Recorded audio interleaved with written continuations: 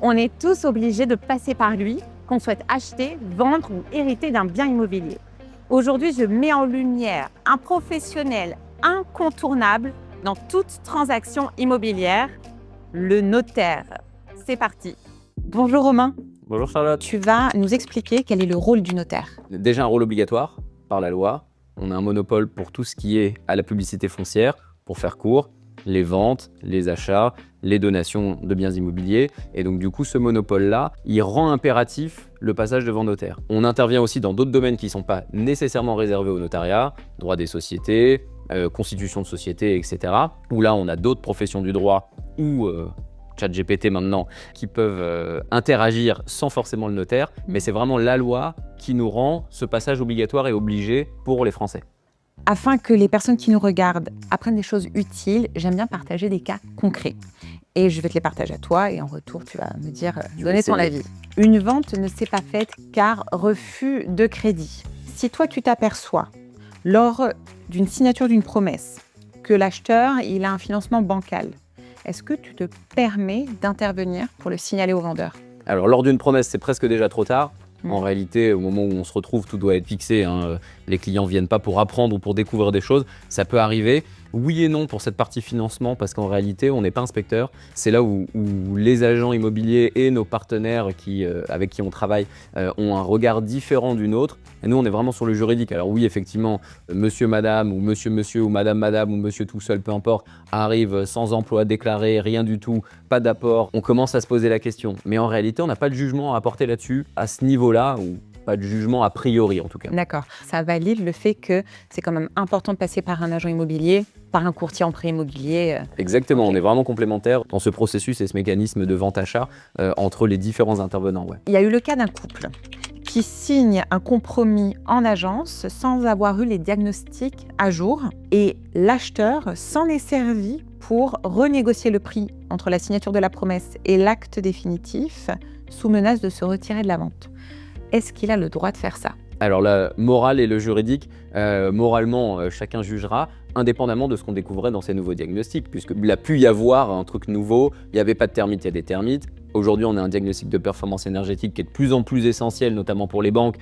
On était en D, on passe en E, ça peut changer et le financement et les travaux potentiels à prévoir pour l'acquéreur. Donc, indépendamment du vrai sujet de fond juridique, il y a la négo qui n'est pas possible dans un encadrement promesse-vente. Un acquéreur pourrait dire « je ne suis pas d'accord pour signer, j'ai eu un préjudice », mais ça n'a rien à voir avec une renégociation de prix. Et puis il y a le juridique de se dire « est-ce qu'on a une porte de sortie par rapport à ça ?» Oui, si les diagnostics diffèrent et que c'est plus contraignant pour l'acquéreur, il faudrait normalement lui repurger son délai de rétractation. Donc il aurait le droit de le faire. Mais si les diagnostics sont kiff-kiff et que c'était juste une question de date, en réalité, le préjudice, il est neutre pour l'acquéreur. Un diagnostic termite qui est valable 6 mois, il avait 6 mois et 3 jours, il a été refait. S'il n'y a toujours pas de termite, on ne revient pas sur le sujet. Mais potentiellement, il y aurait une porte de sortie et donc potentiellement de négociation. Parce qu'un vendeur qui remettrait le bien en vente 2 mois et demi après ou 3 mois après, c'est toujours du temps perdu pour pas grand-chose. Un autre cas, c'est un cas que j'ai eu, dont je ne suis pas très fière, c'est le seul. C'était au moment où on a commencé à avoir l'augmentation des taux et du coup la baisse des prix sur Paris. Et l'acheteur est arrivé avec 2 refus de crédit. Mais de toi à moi, il avait largement les moyens d'avoir son crédit.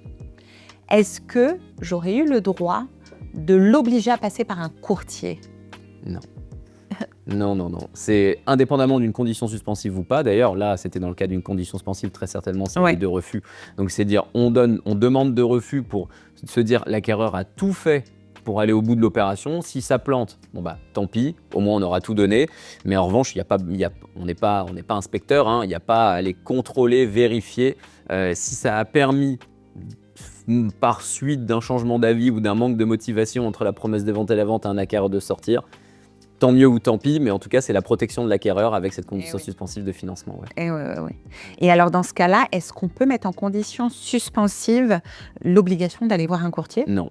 Alors, on pourrait. Ce ne serait pas forcément une condition suspensive légale. D'accord. Ni illégale. Je veux dire légale dans le sens où il n'y a pas d'imposition à le faire. On est d'accord, mais ça peut être une négociation et un accord entre vendeur et acheteur. Exactement, tout à fait. Bon, je ne suis pas sûr que ça passe beaucoup, mais déjà, nos conditions sont plutôt bien encadrées. 2 refus, on se dit, on a peut-être un copain banquier. 2, ça commence à être plus difficile dans 2 banques différentes. Et puis, à un moment, j'allais dire non juridique, quand l'acquéreur veut sortir, il vaut mieux le laisser partir.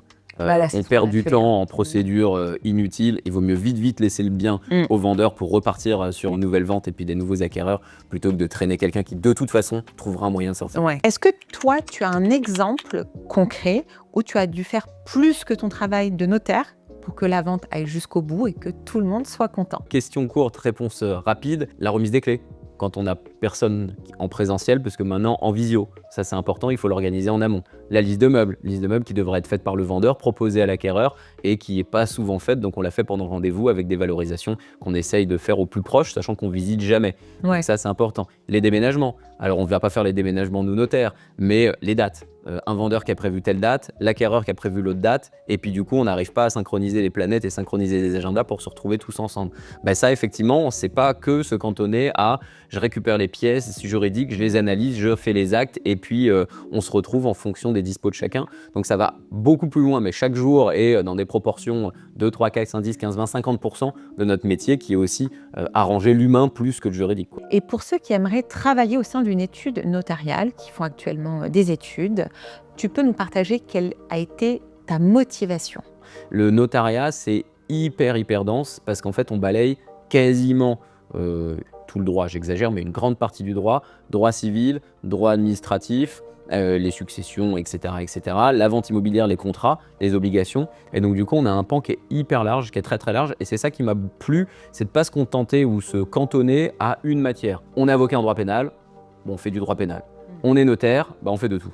Et donc c'est vrai que du coup, ce panel énorme de situations, d'apprentissage et de matière qui fait que chaque jour, on peut avoir des éléments différents. C'est même chaque heure, on peut avoir des éléments différents, passant d'une donation à une vente, d'une vente à une constitution de société, d'une constitution de société à un divorce, etc. Et ça, c'est vrai que c'est hyper enrichissant au quotidien. Ouais. Ah ouais, j'avais pas eu ce point de vue à quel point c'était riche en termes de droit. Au départ, j'étais parti pour faire avocat, ou en tout cas dans mon esprit. C'est pas agréable ce que je vais dire, et puis c'est surtout pas une généralité parce que c'est pas la réalité pour beaucoup d'avocats. Je voulais pas défendre la mauvaise foi. Quand on a un client, il faut qu'on le défende. Quand on est avocat, il faut le défendre. Le notaire, il est neutre. C'est-à-dire qu'on ne défend personne à part l'équilibre du contrat. Quand on a une promesse de vente, exemple tout bête, on fixe le taux de la condition suspensive de prêt, on le met ni trop bas ni trop haut. On le met pour arranger l'acquéreur, on le met pour sécuriser le vendeur. Donc en réalité, on a quelque chose d'une neutralité incroyable avec le notaire, c'est qu'on est vraiment arbitre et qu'on n'est pas juge d'une ou de l'autre des parties et encore moins avocat de l'une ou l'autre des parties, on est avocat du contrat. Et ce contrat, il doit être valable et sécurisant pour tout le monde. Et ça, du coup, ça enlève la mauvaise foi de l'un ou de l'autre, voire la malhonnêteté de l'un ou l'autre, parce qu'on ne défend personne. Et quelles sont tes inspirations d'aujourd'hui pour continuer dans ton métier? Développer. Nous, les notaires, on a de la chance, c'est qu'on voit du monde toute la journée. Donc en fait, on peut avoir 2, 3, 4, 5 rendez-vous dans la journée qui sont des promesses de vente ou des ventes. Ce sera jamais la même chose, puisqu'on a des gens différents en face de nous. Et donc cette richesse de rencontres, c'est hyper sympa. Moi, je vois 100 personnes par semaine avec les histoires. On parle pas que du droit ou pas que de l'acte. Et donc du coup, c'est hyper chouette d'avoir ça au quotidien.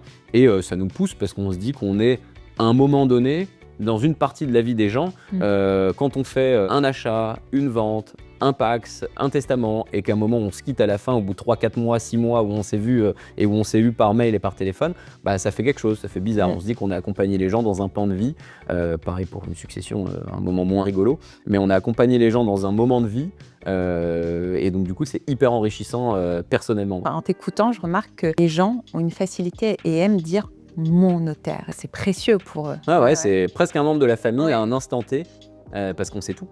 Et du coup, des invitations à manger Des invitations dans des apparts, les maisons, les résidences secondaires, etc. En disant vous viendrez voir les travaux. Bon, on n'y va pas D'accord. en vrai, mais en tout cas, c'est toujours sympa. On va profiter de cette vidéo pour que tu nous partages une astuce. Et j'ai choisi un sujet qui concerne des millions de Français. Le sujet de la succession. Quel conseil tu donnerais à un propriétaire pour que ses héritiers paient moins de frais de succession et évitent les conflits familiaux? D'anticiper. Anticiper. Alors, en te contactant? Alors, en contactant son notaire, déjà, ça c'est sûr, ça permet d'avoir des idées qu'on n'a pas forcément eues tout seul. Et une fois ça fait, ou en tout cas ce qu'on va découvrir chez le notaire, c'est vraiment l'anticipation. L'anticipation, ça veut dire quoi? Ça veut dire tout ce qu'on peut faire de son vivant. Organiser sa succession, ça veut pas dire déjà tout attribuer de son vivant, mais ça veut dire qu'on a des petits leviers. Des leviers qui sont, par exemple, des donations. Donations en disant, on donne une partie de bien, pas forcément la pleine propriété, mais la nue propriété, une partie du bien, nue propriété usufruit, à ses enfants du vivant.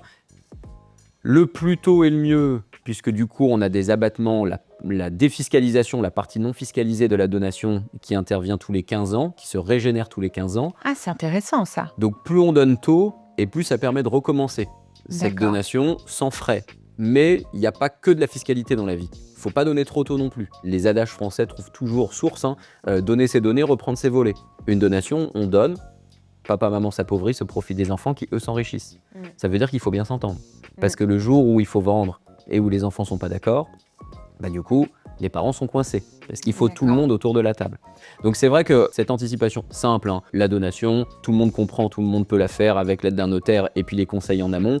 On a des leviers plus spécifiques. J'ai une société, j'ai une entreprise familiale, on a des facilités fiscales à faire des actes qui s'appellent un pacte Dutreil par exemple. C'est vrai que sans rentrer dans les détails, l'anticipation, aller chez un notaire pour prendre un rendez-vous de conseil, dans 99,99% des cas, c'est gratuit. On ne fait pas payer le conseil chez le notaire, donc il ne faut pas se priver de pousser Je la savais porte. pas ça. Les actes nous rémunèrent Oui. avec un tarif fixé par la loi. Mais le conseil en amont, Exactement. Alors, c'est pas une vérité absolue, on aurait le droit de le faire, mais sincèrement, dans 99% des cas ou 99,9%, sauf s'il y a une recherche très très spécifique, très très poussée et que ça demande un travail en amont ou après le rendez-vous de conseil. Mais si c'est juste des conseils comme ce qu'on discute là aujourd'hui, ce dont on discute aujourd'hui, en réalité, on n'a pas de vocation à prendre une convention d'honoraires ou un honoraire particulier. Donc, il ne faut pas hésiter à pousser la porte de chez son notaire. maintenant c'est l'heure de la question inversée. Tu as le droit de me poser la question que tu veux. Alors, dans le cadre de ton activité d'agent, est-ce que vous donnez des petites listes aux vendeurs, par exemple, pour constituer les dossiers? Moi, en amont, je prépare tout le dossier, le plus que je peux, toujours. Oui, donc en fait, pour répondre à ta question, oui, je leur donne cette liste. Mais je sais que pas tous les agents immobiliers le font. Non, et puis c'est dommage, en réalité, ça dessert tout le monde et ça sert personne. Un dossier bien constitué, c'est ce qu'on disait tout à l'heure, c'est certes moins de travail, mais c'est pas ce qu'on cherche pour nous, c'est surtout plus de rapidité et de fluidité pour la fixation du rendez-vous. En vrai, on a un dossier complet, ça nous permet d'avancer, on ouvre le dossier, on sait que 2, 3, 4, 5, 8 jours après, le temps de récupérer les petites pièces complémentaires que les vendeurs peuvent pas récupérer tout seuls, on peut déjà proposer des rendez-vous de signature. On ouvre un dossier un peu bancal avec 2 assemblées générales de copropriétaires quand on est en copropriété et les diagnostics. On sait qu'il va nous falloir 10 jours ou 12 jours ou 15 jours et c'est du temps précieux qui est perdu pour tout. Complètement. Et même nous, en tant que conseillers immobiliers, au moins on étudie tout en amont, surtout à Paris, des copropriétés parfois complexes.